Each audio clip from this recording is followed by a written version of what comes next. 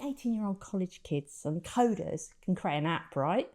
If you're over 40 and non-tech, and especially if you're a woman, there's no way you could do it. At least that's what it feels like when you watch YouTube. Now, I've not got a tech background, I don't code, and this month I created an app. And I want to show you what went right, what went wrong, and I want to encourage you to give it a go too.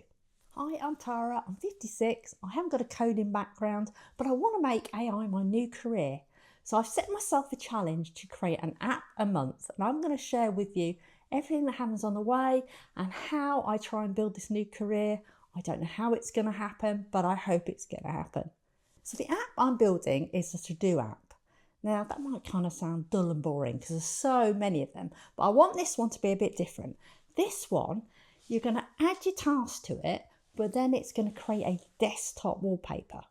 So when you update it, you'll see this really nice thing on your screen, that's I hope anyway, and it's going to show you automatically what you've got to do. So you can't possibly procrastinate because it's always there in front of you. That's the idea anyway. Now I'm designing it in Illustrator, and I used to be a graphic designer, so that bit is okay for me. It's the bit that comes after I find more tricky. But if you can't design, you could do something in ChatGPT or Gemini, any of the ones to create an image for you. Now my first theme is a bit girly, which is kind of weird because I'm not girly really at all. It's a kind of pinky one, but I do quite like it, which is weird. And then I've also got a funky graffiti street sort of theme, and I've got a rather calm, mellow one. So we're going to see what I can do. Now before I talk to you more about my app, I want to show you something. Because if you've ever thought, I'd really love to create an app, but I've got no idea where to start, then I want to show you that it's probably easier than you think. Now, if you've listened to podcasts and you hear all these young guys talking about these apps where they're making thousands a month, I can't promise you that, but I can show you the simplest way to start. And I'm going to show you we'll build a really basic to-do app with a simple, hopefully one prompt, but it might take a bit of to and fro, and I don't know yet. But hopefully it will show you that it's less daunting than you think to start. I'm only a beginner, so I can show you from the level of someone who's only created a few apps. Not even put anything online yet, just create things for myself. So I'm opening Claude and I'm going to ask it, what prompt do I need to build a simple to-do app I can run on my Mac? One that lets me add tasks, tick them off, and saves everything so it's there next time when I open it. It needs to be as simple as possible so that I can build it in one prompt. Maybe it just saves tasks etc. via a browser. I'll use anti-gravity to build it.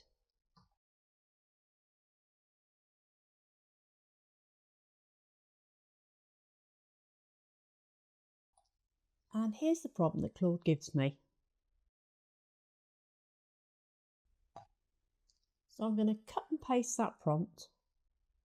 And now I'm pasting it straight into anti-gravity. This is a tool I build apps with. It's made by Google. I'm using the simple version of it where you don't even have to look at the code. It's got a chat box just like ChatGPT. So as you can see, anti-gravity is thinking about it and then it's starting to work on my app. You can see how it's talking through what it's doing. Every now and again it will ask me permission to run a command. You can just let it automatically do this, but I prefer to watch it and see what's going on, even though I don't know how to code. I've sped up the video a little so you don't have to wait too much. But you can see how at the end it's giving me instructions on how to use the app. I've got to open the file index.html by double clicking it and it will open in Chrome. So let's give that a go now. Okay, so I'm double clicking the file and here's our very basic to-do app. Let's add a task. I'm going to put in there make video and then click add. So I'm going to add another task. Let's put post letter. Then you can see I can also mark it as complete. I'm going to add one more task. And then you can see down here I can also click to clear the completed tasks. So that's it, a very simple working app. What I'm showing you next took a lot more back and forth than that, but I'm hoping it gives you the push to say, I'm going to give it a try. So back to my to-do app, the one with a fancy desktop wallpaper. Turns out that trying to get it to look like your design isn't as easy as I thought it might be. and it ended up all over the place. I had massive fonts, I had weird bits and things cropping off. And it turns out I'd made a big mistake, which I didn't realise, because you don't know what you don't know, do you? When I had spec like what colour this would be and how far away this was from the edge, I'd put my fonts in point sizes. So you might say, like, oh, this bit is 24 point. Turns out that you shouldn't actually do that. You should do it in pixels for web design. And so my fonts just looked ridiculously big, didn't look like my design. It looked absolutely hideous. I don't know about you, but it was a complete disaster. And I thought, what's the best thing to do here? It's like, you ever been cooking, right? And you read the recipe and you think it says tablespoon.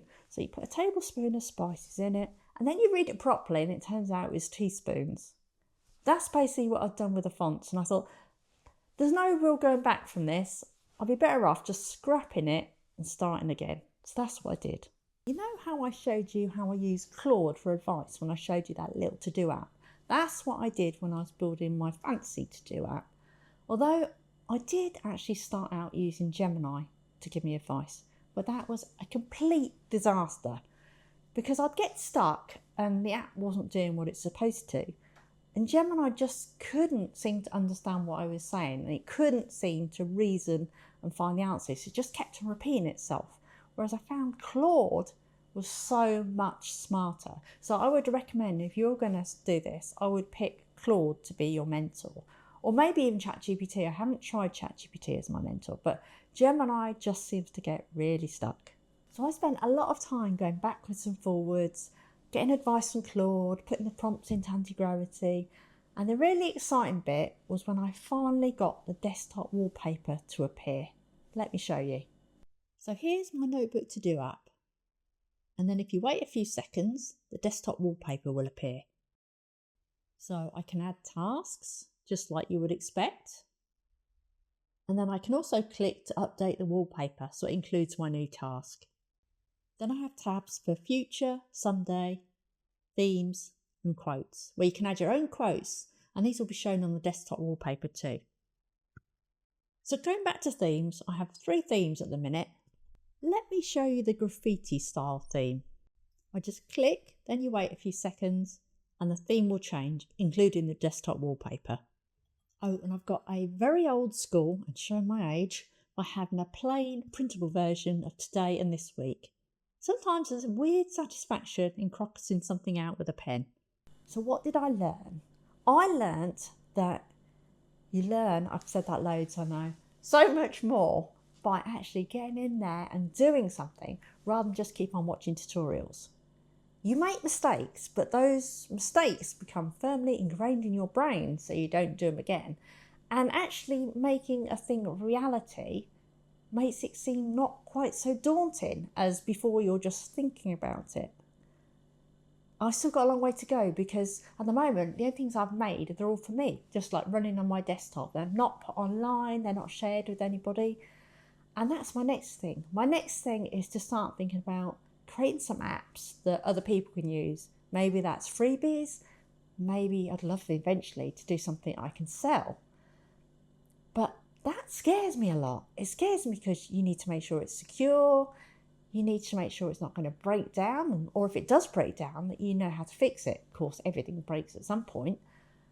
And they're all quite daunting, aren't they? They're quite daunting because you don't know how to get through that step. But there is so much help out there, so many great groups and people that will give you advice. So yeah, my next step, and I'm excited and scared all at the same time. And I hope I've inspired you to maybe have a go, at least give it your first try. So if you're a beginner like me and you want to learn more about AI as I'm doing it, I'm happy to share everything I learn. I've got an email newsletter that I send out, and also I'm going to be making more videos about what I'm learning with AI, building more apps. I'll share what goes right, what goes wrong, and you can follow along and hopefully not copy the mistakes I make, do something better. But I hope I've encouraged you, and I will see you in the next one.